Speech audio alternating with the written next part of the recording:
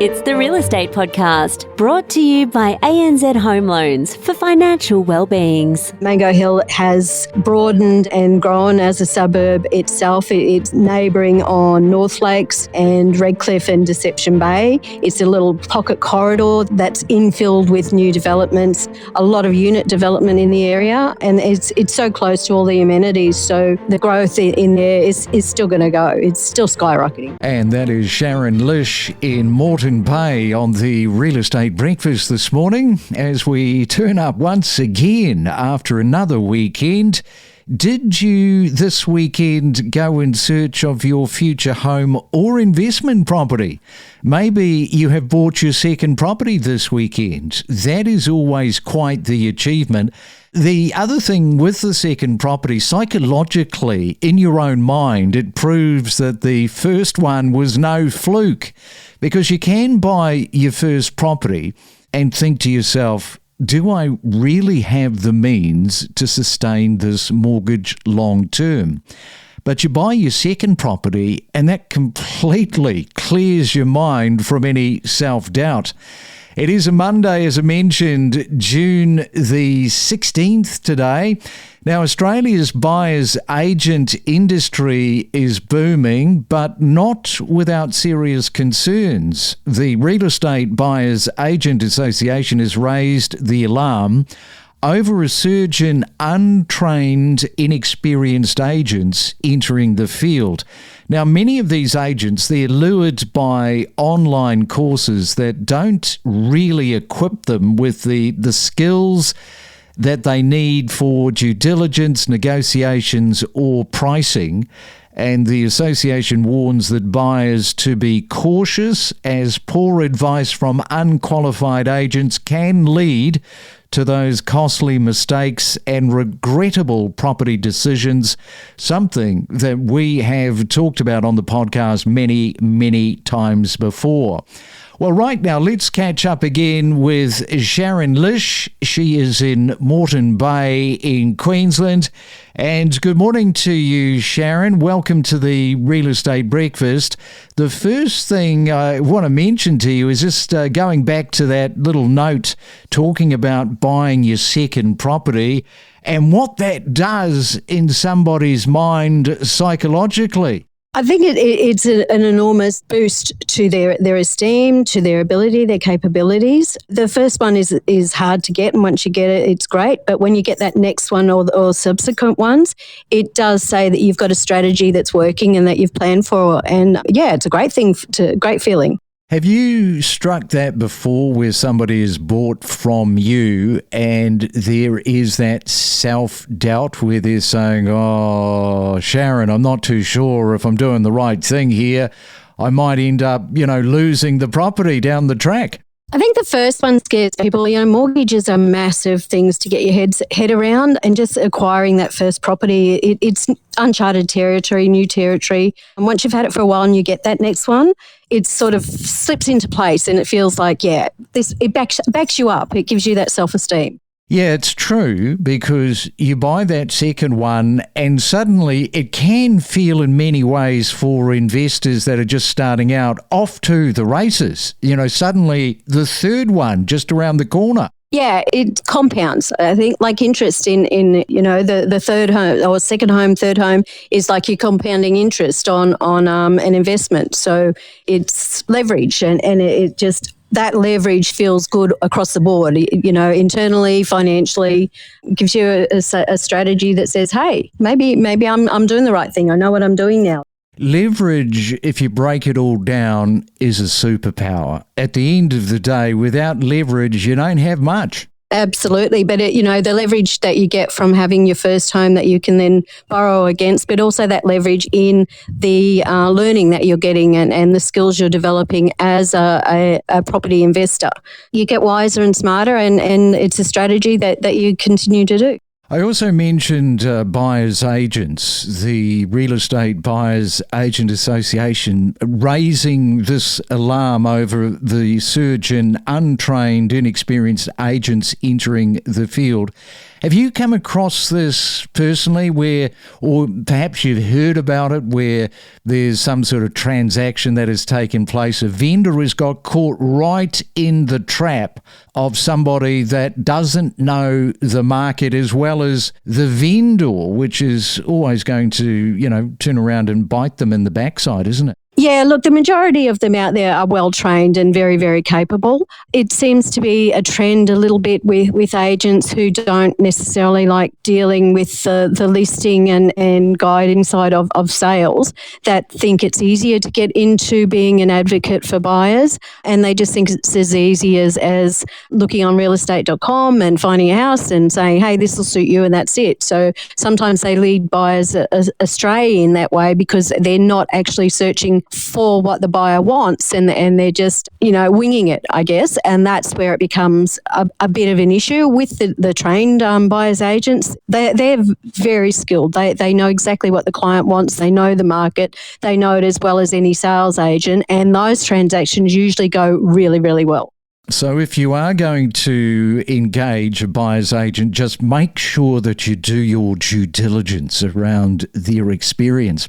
Now, let's get to your area. Brisbane continues its impressive rise, recording consistent annual growth of 8 to 9%, with 17 new suburbs on track to hit the $1 million mark. And at this pace, Brisbane is poised to equal Melbourne for second place in property value rankings as early as next year. Now, one of those areas you are representing, growth is radiating outward from the city, and Mango Hill in Moreton Bay South. Look at that price, that median price at the moment, $978,000. So it's just a matter of time before that hits the $1 million mark. How likely 5 years ago were you thinking that might happen? Yeah, no, it wouldn't have. A lot of things contributed in the last few years to the growth in the area overall.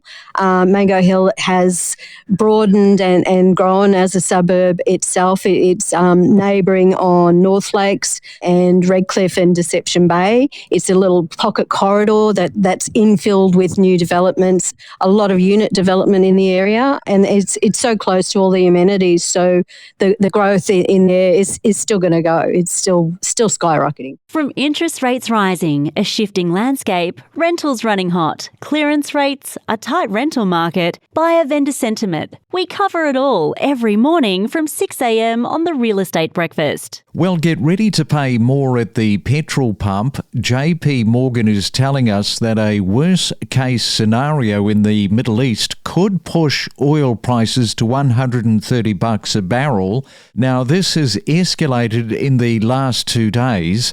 The Iran and Israel war is dangerous. Where it goes from today, Monday, to the end of this week is a scary calculation to try and predict. Are we witnessing something that is going to morph into something bigger? We hope not.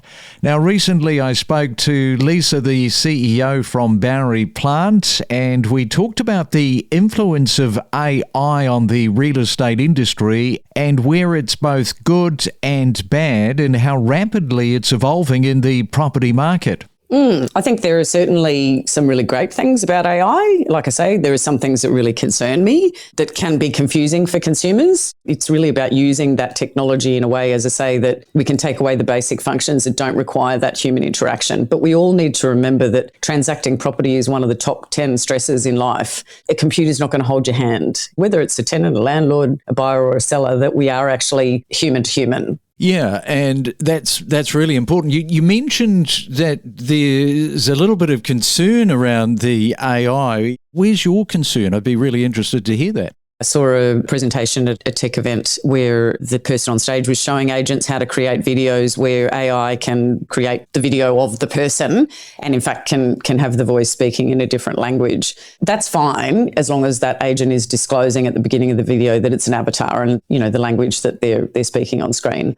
I'm concerned if AI is not used and used transparently with consumers. So I think it's fine to use those sorts of things. They can be really helpful, but it's really important that we're disclosing to customers if they're interacting with AI as opposed to a human being. And that's probably where my concern lies. The agents understand that, and do consumers understand what they're dealing with? It's your weekday real estate breakfast with news, interviews and predictions every morning on the Real Estate Podcast. Deception Bay that you mentioned, a lot of interest in units at the moment for those first home buyers. The houses, I guess, have gotten a little bit more expensive, so perhaps the houses have eased off. Am I reading that right in your market? Definitely in the Deception Bay area, the higher end houses are slowing down a bit, and interest has gone to units for first home buyers and investors. They're in the more affordable range, in that sub 700 range, where they can get their also bonuses, the first home bonuses, etc., and the stamp duty relief. And there's a lot of units being developed in the area. There's a big push within the region to increase the housing population, and the growth in this area is massive. So units are the way of the future for our area. Just give us a ballpark figure, Deception Bay unit median price, and also for those houses. So median price for a house in a unit in Deception Bay is around 600,000, and houses are around about 800,000. Where's the good pocket for somebody who is looking for a little cheaper unit? Have you got any suggestion for these first home buyers that are listening this morning and hoping that Sharon is going to come up with a location? Anywhere in the corridor near the main road through Deception Bay, so Deception Bay Road, either side of that, there are unit complexes that are quite good value. Lipscomb Road area is quite good value. Bailey Road area are units of affordability. When you get back into closer towards the water with the views, they're starting to head up towards the 800s and higher. So you just sort of stick closer to where the schools are and the transport is. And just before I let you go, Sharon, the number one piece of advice that somebody gave you early on in your buying career, not from a real estate perspective, but for you personally, what would that have been, that number one piece of advice for real estate? I think my for my investment real estate advice is remember that you are buying it for an investment, so you have to look at it in a calculating, careful, guarded manner. Buy it for the value and the return. Don't buy it from your heart. So true. All right. Well, enjoy your Monday. Enjoy your week coming up.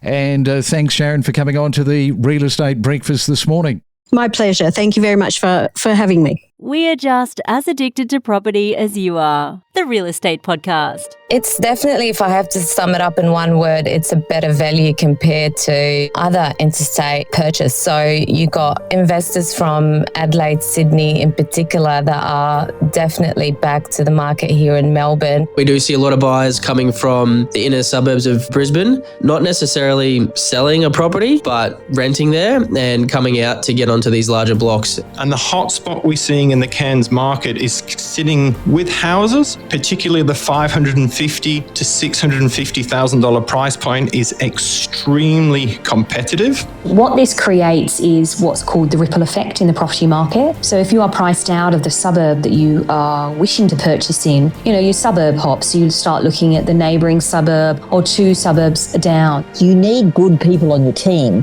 And I had a really good surveyor. So when we were first knocked back on what we wanted to do, you need to fight this. And he wanted to do that for me because he said it's just not right. You shouldn't have had this knocked back really, even though it's outside of policy. We connect you to the best real estate information across Australia. The Real Estate Podcast.